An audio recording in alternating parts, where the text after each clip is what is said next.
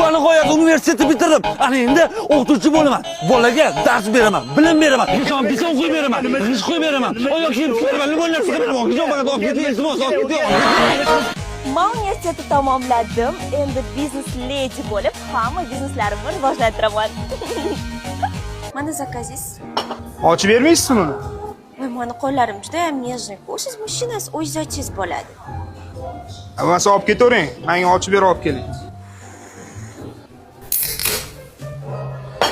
Yoqimli ishtaha. Va nihoyat o'qishni bitirdim. Endi zo'r qo'shiqchi bo'lib, jahon arenalarida qo'shiq aytaman.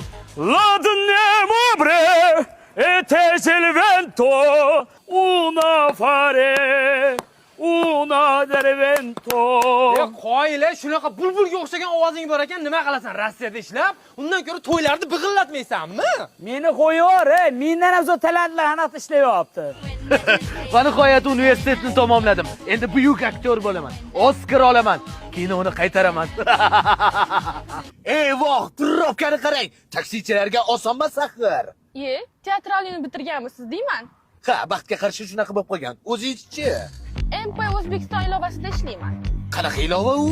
Bu Rossiyadan O'zbekistonga eng yaxshi kurslarda naqd dollar ko'rinishida pul o'tkazsa bo'ladi. Yo, ajabo. 0.5% komissiyasini hisoblaganda ham bundan zo'r kurs yo'q. Bravo! Bundan tashqari MP orqali Uzkart, Visa kart, kommunal to'lovlarga pul jo'natsa bo'ladi. Ajoyib, zo'r ekan. Piyodalar yo'lidan o'tsak bo'lmaydimi? Ablahni qarang.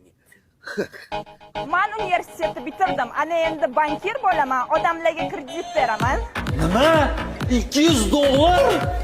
Xohlasangiz boshlang'ich to'lovini to'lab, qolganini oyma-oy bo'lib to'lasangiz ham bo'ladi. Mayli, penga tug'masa bo'ldi.